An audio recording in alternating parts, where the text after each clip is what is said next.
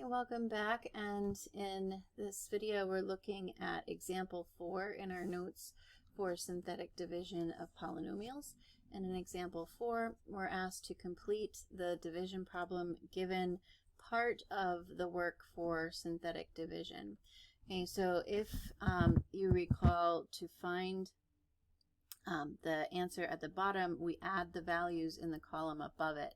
So -4 plus 3 is -1. So if I'm looking at this next column, I know that 1 plus whatever goes in this box has to equal -2, right? So working backwards then from that, I need -2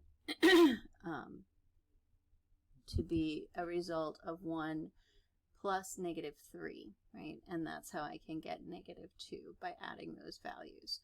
Okay, then if we look back at this column ahead of the one we were just in, that result of -1, we multiply that times the divisor out front to get that value of -3.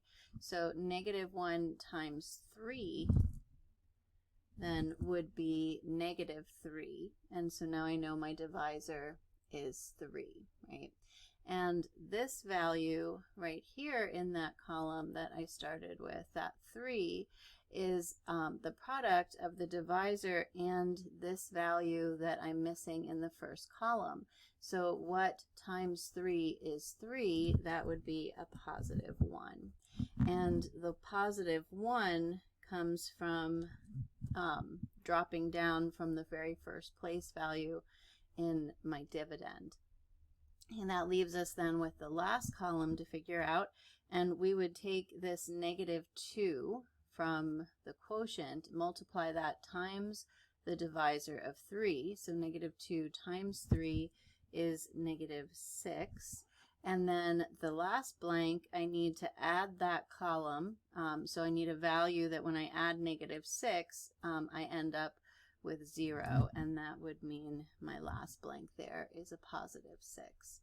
Okay, so my original polynomial that was in my dividend would have been, this is my constant, my x squared, my x cubed. So that would have been x cubed minus 4x squared plus x plus 6. And then dividing into it, I would have had a divisor of x minus 3. And then my remainder was 0. And so this would be the constant, the x, and then a quadratic term.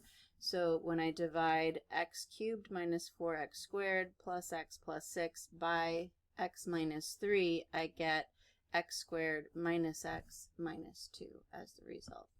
Okay, so pause the video, go ahead and try example B on your own, and when you're ready, we'll check it together.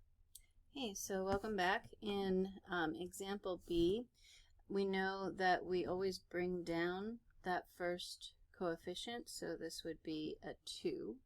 Then we would multiply 2 times whatever this divisor is to get -4, and that means my divisor is a -2.